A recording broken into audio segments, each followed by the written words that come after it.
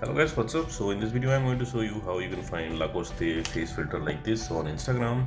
So to get this filter, you can visit my highlights and you will find Lacoste. Tap there. Right now I have only one Lacoste filter.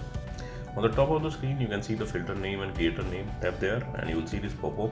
From here you can save it to your camera and you can try it.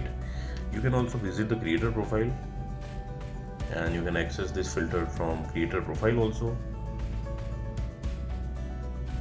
This is the filter Lacoste. Tap on it.